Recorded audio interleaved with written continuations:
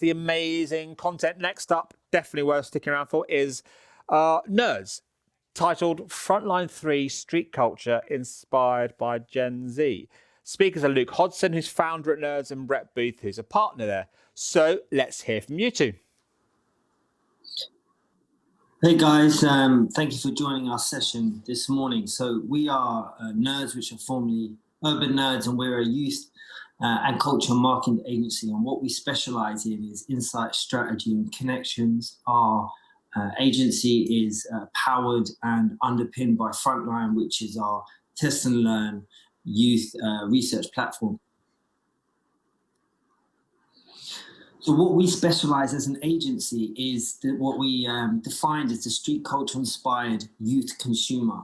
And we've done various testing and data gathering, and have been able to size this audience as 52 million across Europe, 65% of the total Gen Z cohort.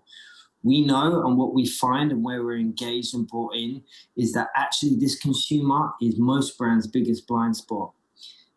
The key signals and some proxies around this audience is 16 to 25-year-olds, middle to lower socioeconomic status, traditional working class values, and they heavily prioritize on branded goods and are fueling that street culture phenomena that is dominating Europe and the rest of the globe. So not only is it the largest subset, the most misunderstood, most misrepresented, but it's the most influential. As I said, Frontline is the backbone of our company, and it's a research platform for the street culture inspired youth that we developed, we coded, and we built. It's a dynamic app interface that delivers real-time insight and dashboard access to all of our clients. It's a unique tech platform for consumer exploration, consultation, and testing. Any queries we are able to run through that platform. We give brands the opportunity to see around the corners, to forecast success and failure, specifically through the lens of this street culture inspired youth. So we have 17,000 people across the platform, and we have over 6,000 hours of consumer opinions. And what we're here today is to talk to you about some of the results that came out of some research queries that we ran across Frontline. Just briefly before I hand over to Brett, in terms of how we work, is that we always insist on the diagnosis phase up front, which is understanding your brand challenge. We then build a opportunity hypotheses that we test as phase 2. And once we get those results, we prescribe our strategic recommendations. And then we apply our creative and connection solutions to you. We as a collective insist on culture first. Everything that we do is rooted in an authentic cultural expression. We are youth experts, industry leading, and data is absolutely at the center of everything that we do. Nothing is based on opinion. It is all rigorously underpinned with research. As I said, our key services are insight, strategy, and connections. But what we're most excited about, and where we really want to focus today's session, is on those results that can help get you closer to this audience. We have got around 11 and a half minutes to take you through one research report that we've done in the last 4 weeks. And we're not going to get through it all today. What I would urge you to do is to sign up for a one-on-one workshop with us, where we can talk you through a deeper dive in terms of our recent findings, and then augment some real-time consultation around your specific brand challenge. Anyone that's attended this session, we will follow up with a direct mail, which will allow you to book in that bespoke and free workshop one-on-one with us and you. So I'm going to hand over to Brett now, who's going to talk you through Frontline 3, the Street Culture Inspired European Youth Report. Thanks for listening. Nice one. Thanks, Luke. Hopefully everyone can hear me okay. I know there's a little bit of an echo in this room, so apologies for that. As Luke said, this is Frontline 3, the third in a series of our Street Culture Inspired European Youth Reports. Today we're going to do a little bit of an intro to that, share a couple of the findings, and hopefully give you a sort of taste of what Frontline is all about, and how important it really is to be keeping tabs on this particularly large part of the Gen Z cohort. There's a big conversation in the industry right now about how the industry is an island, and we're so disconnected from the realities of particularly the mass of our society's lives. So yeah, this definitely was always about illuminating that blind spot for brands, particularly through the lens of the youth consumer. So yeah, feel free to follow up with us after this for a deeper dive, as Luke said. We're just going to kind of give you a kind of an introduction for that today, and for whoever's here today. I'm not sure who's in today, but yeah, hopefully it gives you a bit of a taste of how rich and how important this audience can be for your brand. So as Luke said, the following insights have been aggregated from a sample of frontline tests that were run in the last quarter. So I think the previous talk was kind of about innovation in how that's been affected over lockdown, and we definitely saw the uptake of frontline tests kind of popping off really over kind of like the pandemic, because whilst things were shut down, brands had the opportunity to sort of start thinking forward and start planning forward, and using tools like Frontline to basically get a better grip on what consumers are thinking and feeling, and kind of understanding that, particularly with this Gen Z cohort, a lot of their desires and needs are actually kind of were kind of on ice over the pandemic, and the sentiment is that they want to return to the kind of normalities that they had as soon as possible. So yeah, roughly 3,000 of our kind of European Frontline members participated across the sort of 50-50 gender split. So keep that in mind when we're talking about some of the numbers. I think it's important to kind of give an overarching context to what we're going to talk about today. So again, something to kind of bear in mind as we're kind of talking about the things that we're seeing. Everybody's probably seen The Social Dilemma, or has heard about it, or whatever, talked about it. It's widely acknowledged that the sort of pandemic has intensified the grip of digital, specifically social media, on all audiences, and particularly young people. With schools being shut and things like that, a lot of young people were turning to their devices and whiling away many more hours than normal. And actually what's happening is the sort of the algorithmic buffers and what we call like the safety rails in some instances are kind of like quite narrowing, becoming particularly restrictive, and in essence like impacting identity, sense of belonging, sources of influence, and ultimately behavior. And obviously that influence of the social media grip, the algorithm has had an even more accelerated impact on young people in the last sort of 12 months. So again, keeping in mind that the industry very much is in a bubble. There's a lot of talk about that, and actually this particular cohort is increasingly in a sort of tight, algorithmically locked bubble as well. And unless they're proactively trying to like break out of that, the algorithm is kind of like very, very adept at keeping them in that place. We're going to talk from the sort of top, a couple of points about sort of bigger picture findings around like influence and inspiration, sort of like the bigger things that are kind of influencing in this space, influencing this particular subset, as Luke said, the 65%, the mass of Gen Z, consumers out there right now.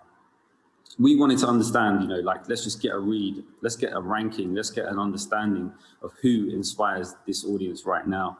And it might not sound like groundbreaking, but, the rags to riches is the story that most resonates, inspires, and currently is deemed by this audience as the most influential theme. And that's not actually that surprising when you look at a number of stats coming out of various reports, particularly the British Social Attitudes Survey last year pointed out that I think it was 60% of adults in the UK, this is, say that they subscribe to working class values and mindset. And then of that 60%, 85% feel that the gap between social class is the biggest it's ever been. And actually to compound that kind of like thought, it's people feel that, twice as many people feel that it's harder rather than easier to move up in society.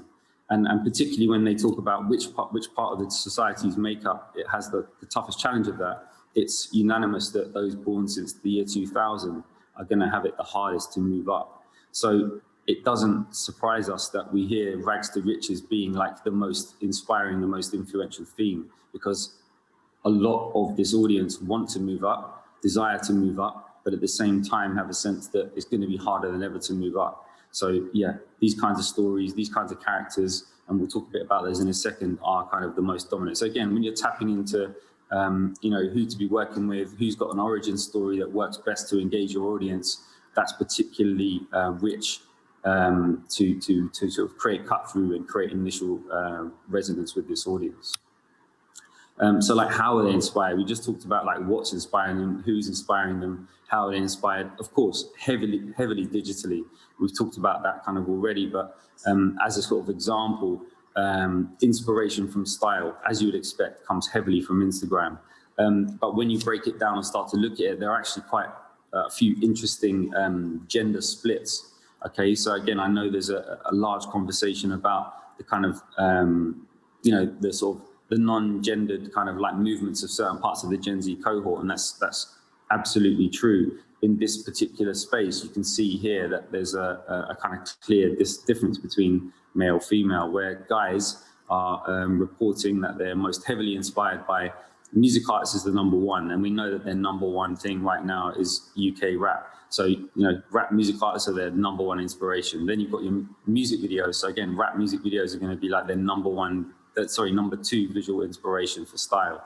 And number three then is like the Instagram feed, again, allowing the algorithm to surface things that they feel are most relevant. When you flip to girls, you can see that it's actually more socially led, and actually girls are more open to the trends that the algorithm surface as most relevant to them. So Instagram being like straight the number one, the Instagram Explore page specifically being number two, then this idea of more local influencers. So like influencers with a much more local lens. And then interestingly, number four, Pinterest. So again, there's a lot of chat about other social media platforms right now, but Pinterest comes in at number four after number two following Instagram in terms of the priority of social platforms. So really interesting to see that, particularly when you're talking about style and fashion. Let's talk a little bit about aspirations and ideas of success. And actually, I think there's a lot to go through. So as you said, we're happy to take people through this in much more detail. I think we could jump straight into like shopping, buying into things, buying into these kind of aspirational brands that they kind of particularly desire.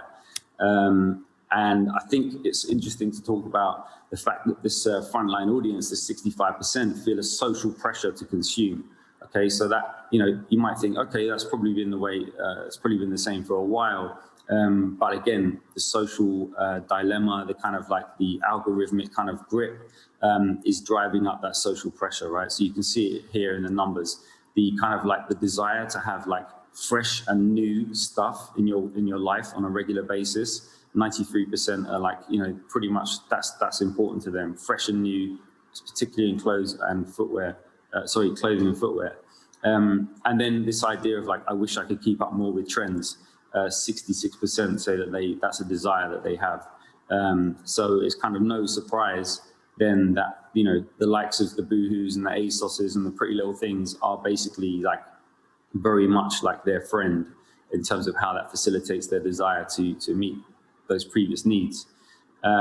It's important for people to see what brands I'm wearing. 41%, not so much. So it kind of speaks to that point of really, we talk about this all the time because it's like part of our passion point and interest, but branded footwear, the right branded footwear is the number one thing. Actually, when it comes to the clothes, it's about having the trend. So again, it speaks to what's appearing in those music videos, what's appearing in those Instagram trends.